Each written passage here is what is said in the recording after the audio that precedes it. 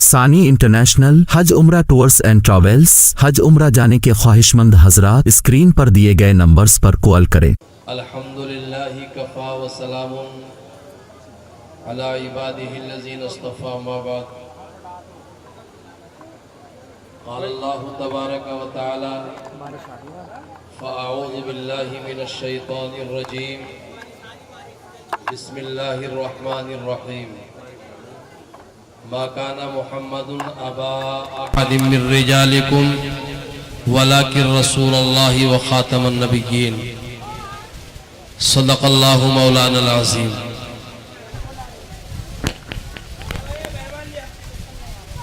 قرآن اللہ کا پاک کلام ہے اور اللہ تعالیٰ نے اس پاک کلام کو اپنے آخری پیغمبر حضرت محمد الرسول اللہ صلی اللہ علیہ وسلم کے اوپر نازل فرمایا۔ اسی مقدس کلام کی آیت کریمہ آپ حضرات کے سامنے تلاوت کی ہے اور اسی کے ضمن میں چند باتیں عرض کرنی ہے۔ اللہ تعالی بھائی آپ حضرات سے بہت ادب کے ساتھ ملتمس ہوں، دیکھو موسم کسی کے ہاتھ میں نہیں ہے، ہم اور آپ جو ہیں یہاں قربانی ہی دینے کے لیے حاضر ہوئے ہیں۔ ہمارے جو ایمان کے اوپر خطرات پیش آ رہے ہیں یہ یقیناً کوئی اتنی بڑی بات نہیں ہے، چند منٹ بارش کے اندر اگر ہم بیٹھ گئے تو آپ حضرات جو ہے آپ کے لیے اندر انتظام کیا جا رہا ہے، آپ جو ہے یہاں سے اٹھ کر جانے کی کوشش نہ کریں، آپ یہیں بیٹھے رہیں۔ ہمارے اس تحفظ دین میڈیا کے ڈائریکٹر حضرت قاری ضیاء الرحمن صاحب فاروقی مہاراشٹر اور اورنگ آباد سے ہمارے درمیان تشریف لائے ہیں، حضرت بھی اسٹیج کے اوپر جلوہ افروز ہو چکے ہیں، تو اس لیے آپ حضرات جو ہے ادب کے ساتھ بیٹھ جائے۔ بہت اہم شخصیت ہمارے سامنے ہے، بہت قیمتی نصیحتیں ہمیں فرما رہے ہیں حضرت مولانا ہارون صاحب، تو آپ حضرات ادب کے ساتھ بیٹھ جائے۔ اگر موسم زیادہ بگڑتا ہے تو انشاءاللہ اندر انتظام کیا جائے گا، بیٹھ جائے آپ حضرات۔ تو بہرحال اسی مقدس کلام کی آیت کریمہ آپ حضرات کے سامنے تلاوت کی ہے، اسی کے ضمن میں چند باتیں عرض کرنی ہے۔ اللہ تعالی مجھے صحیح کہنے اور ہم سب کو عمل کی توفیق عطا فرما دے۔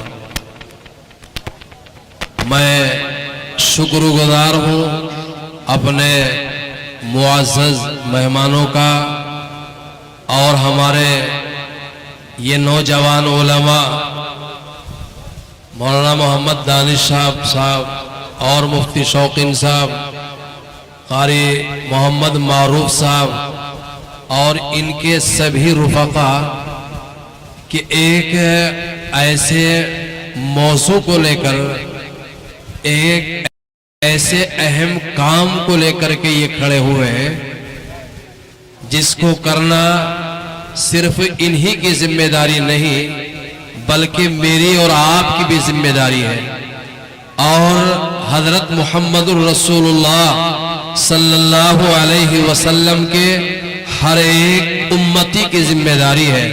میں ذرا مختصراً آپ حضرات کے سامنے جو ہے وہ عرض کروں۔ اللہ تعالیٰ نے انبیاء علیہ السلام بھیجے، سب سے پہلے نبی ہے حضرت آدم علیہ السلام، اور سب سے آخری نبی ہے حضرت محمد الرسول اللہ صلی اللہ علیہ وسلم۔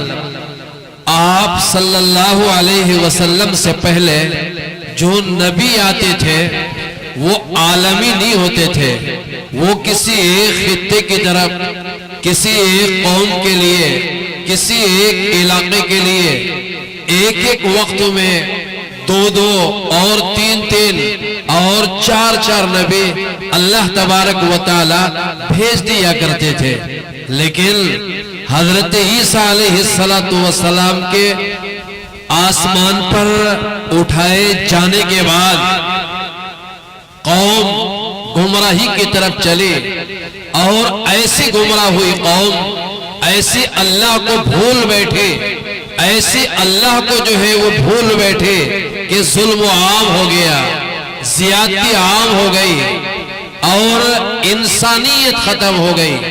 اللہ تبارک و تعالیٰ نے اس انسانیت پر، اپنے بندوں پر رحم فرمایا اور حضرت محمد الرسول اللہ صلی اللہ علیہ وسلم کو نبی بنا کر کے بھیجا۔ اللہ نے آپ کو نبی بنایا، نبی بنانے کے ساتھ ساتھ اللہ تبارک و تعالیٰ نے اسی مقدس کلام میں اعلان فرمایا کہ میں نبوت عطا کر رہا ہوں۔ اس سے پہلے نبوت کا دروازہ کھلا ہوا تھا، حضرت آدم علیہ السلام کو نبوت ملی، وہ چلے گئے، حضرت ادریس علیہ السلام آئے، حضرت شعیب علیہ السلام آئے، حضرت نوح علیہ السلام آئے، حضرت ابراہیم علیہ السلام تشریف لائے، حضرت اسماعیل اور حضرت موسیٰ اور حضرت عیسیٰ نبی آتے رہے، لیکن حضرت محمد رسول اللہ صلی اللہ علیہ وسلم کو اللہ نے نبی بنایا، اور نبی بنانے کے ساتھ ساتھ آپ نے خود یہ اعلان فرمایا کہ نبوت کا دروازہ بند ہو رہا ہے، یہ آخری نبی ہے، یہ آخری پیغمبر ہے، اب ان کے بعد کوئی نبی نہیں آئے گا۔ یہ اعلان کس نے کیا ہے؟ اللہ نے کیا ہے۔ اور اللہ تعالیٰ کس کو کہہ رہا ہے؟ اپنے بندوں کو، پوری انسانیت کو، کہ یہ آخری نبی ہے، اب ان کے بعد کوئی نبی نہیں آئے گا۔ اگر کوئی نبوت کا دعویٰ کرتا ہے تو اس کا دعویٰ جھوٹا ہے، اگر کوئی نبوت کا دعویٰ کرتا ہے تو اس کا دعویٰ جھوٹا ہے، اور اس کے ماننے والے بھی جو ہے وہ جھوٹے ہیں۔ بات سچ وہ ہے جو اللہ نے فرمائی، بات سچ وہ ہے جو حضرت محمد الرسول اللہ صلی اللہ علیہ وسلم نے فرمائی۔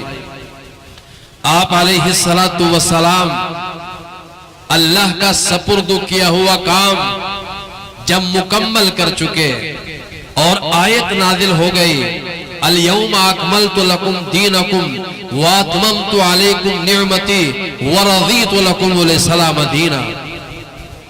اللہ تعالیٰ نے ملک الموت کو، حضرت اسرائیل علیہ السلام کو اللہ کے پاک پیغمبر صلی اللہ علیہ وسلم کے پاس میں بھیجا اور یہ کہا کہ دیکھو تم میرے لاڈلے کے پاس جا رہے ہو، تم آخری نبی، آخری پیغمبر کے پاس میں جا رہے ہو، ذرا ادب سے جانا، ذرا اجازت لے کے جو ہے وہ جانا۔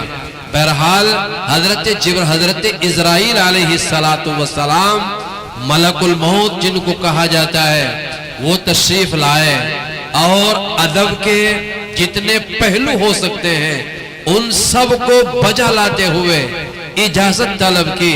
حضرت محمد الرسول اللہ صلی اللہ علیہ وسلم آنے کی اجازت دیتے ہیں تو حضرت اسرائیل علیہ السلام یعنی کہ جو ملک الموت ہے انہوں نے آ کر کے یہ عرض کیا کہ یا رسول اللہ یہ فرماتے ہیں کہ آپ وہاں جانا پسند کرتے ہیں یا یہاں رہنا پسند کرتے ہیں؟ حضرت محمد الرسول اللہ صلی اللہ علیہ وسلم نے جواب دیا کہ اللہ نے جو میرے سپرد کام کیا تھا میں نے اس کو مکمل کر دیا، اللہ نے اعلان بھی کر دیا، اور بس اب تو میں اللہ کے پاس ہی جانا چاہتا ہوں، اب تو میں اللہ کے پاس ہی جانا چاہتا ہوں۔ تو میرے بھائیوں اور بزرگوں، حضرت صحابہ رضوان اللہ تعالی علیہم اجمعین کے لیے یہ حادثہ سب سے بڑا حادثہ تھا جب آپ اس دنیا سے تشریف لے گئے۔ آپ علیہ السلام کے وہ صحابہ جو آپ کے اوپر، آپ کی نبوت پہ اپنی جانوں کو قربان کرنا اپنے لیے فخر سمجھتے تھے اور اپنی جانوں کو قربان کیا کرتے تھے، جب انہوں نے دیکھا کہ رسول اللہ صلی اللہ علیہ وسلم اس دنیا سے پردہ فرما چکے ہیں، حضرات صحابہ کوئی ادھر کو بیٹھا ہوا رو رہا ہے، کوئی ادھر کو بیٹھا آنسو بہہ رہا ہے. حضرت عمر ابن خطاب رضی اللہ تعالیٰ عنہ نے تو تلوار اٹھا لی اور یہ کہا کہ جس نے یہ کہا کہ محمد الرسول اللہ صلی اللہ علیہ وسلم کا وصال ہو گیا، میری تلوار اس کی گردن کوڑا دے گی. حضرت ابوبکر صدیق رضی اللہ تعالیٰ عنہ، اللہ نے وہ صلاحیت اور وہ قابلیت اور وہ استعداد اور وہ حوصلہ ان کو عطا کیا تھا کہ کھڑے ہوئے حضرت محمد الرسول اللہ صلی اللہ علیہ وسلم کے پاس تشریف لے گئے. چادر مبارک آپ کے روشن چہرے سے ہٹائی، آپ کی پیشانی کو جو ہے وہ بوسہ دیا، کچھ الفاظ اس وقت کہے. آ کر کے دیکھا کہ حضرت عمر ابن خطاب رضی اللہ تعالیٰ تلوار اٹھانے کا اعلان کر رہے ہیں. ان کے کندھے کے اوپر ہاتھ رکھا اور اس وقت آیت تلاوت فرمائی اور بتلایا کہ عمر، اللہ کے پاک پیغمبر صلی اللہ علیہ وسلم، اللہ نے آپ کو بھیجا، آپ اپنا کام مکمل کر کے اس دنیا سے تشریف لے گئے، اس دنیا سے آپ تشریف لے گئے. بہرحال یہ ایک موضوع ہے جو تفصیل طلب ہے. مجھے اس وقت یہ عرض کرنا ہے کہ حضرت محمد الرسول اللہ صلی اللہ علیہ وسلم دنیا سے تشریف لے گئے تو اس وقت کچھ فتنے کھڑے ہو گئے. فتنے کھڑے کرنے والے کون تھے؟ جو آج بھی فتنہ کھڑا کرنے کے لیے مشہور ہے اور معروف ہے. یہودیوں کے اشارے پہ مسیلمہ کذاب یہ کھڑا ہوا اور اس نے یہ کہا کہ مجھے اللہ نے نبوت دی ہے، میں نبی ہوں، لہذا مجھے جو ہے وہ نبی مانو. حضرت محمد رسول اللہ صلی اللہ علیہ وسلم تشریف لے جا چکے ہیں، میں بھی نبی ہوں. قرآن کیا کہتا ہے کہ آخری نبی حضرت محمد رسول اللہ صلی اللہ علیہ وسلم ہے، آپ کے بعد کوئی نبی نہیں ہوگا. تو مسلمانوں بتاؤ، مسیلمہ کذاب اپنے دعوے میں جھوٹا تھا کہ نہیں جھوٹا تھا؟ جھوٹا تھا کہ نہیں جھوٹا تھا؟ اس وقت حالات اس طرح کے جو ہے وہ بنے. حضرت ابوبکر رضی اللہ تعالیٰ عنہ کا وہ دم تھا، انہی کی وہ ہمت تھی، انہی کا وہ حوصلہ تھا کہ بہت سارے فتنے کھڑے ہوئے. ایک یہ بھی جو ہے وہ فتنہ کھڑا ہوا. حضرت ابوبکر صدیق رضی اللہ تعالیٰ عنہ نے حضرات صحابہ کے مشورے سے اس کا مقابلہ کیا اور آپ سمجھتے تھے کہ یہ فتنہ اگر آگے بڑھ گیا امت کے اندر انتشار کھڑا ہو جائے گا، اللہ کا عذاب آ جائے گا، اللہ کی ناراضگی آ جائے گی. اس لیے حضرت ابوبکر صدیق رضی اللہ تعالیٰ عنہ نے مدینہ منورہ سے لشکر کو جو ہے وہ بھیجا اور مسیلمہ کذاب سے یہ کہا، اللہ نے جو کہا وہ سچ، محمد الرسول اللہ صلی اللہ علیہ وسلم نے جو فرمایا وہ سچ، اور اس کو ماننا ہمارا ایمان، ختم نبوت ہمارا ایمان، ختم نبوت ہمارا ایمان اور ختم نبوت ہماری جان. ختم نبوت کے لیے ہم اپنی جانوں کو قربان کر دیں گے. اور یہ حضرت ابوبکر صدیق رضی اللہ تعالیٰ عنہ نے صرف کہا ہی نہیں بلکہ کر کے دکھلایا. اللہ نے مدد کی. ایک ہی سال میں بہت سارے فتنے حضرت ابوبکر صدیق رضی اللہ تعالیٰ عنہ نے اپنی حکمت سے، اپنی فکر مندی سے اور اپنی محنت سے جو ہے وہ دبا دیے. حالات چلتے رہے، وقت گزرتا رہا. جب یہاں انگریزی حکومت تھی، ایک اور شخص کھڑے ہوئے جن کا نام تھا غلام احمد. وہ قادیان کا رہنے والا تھا.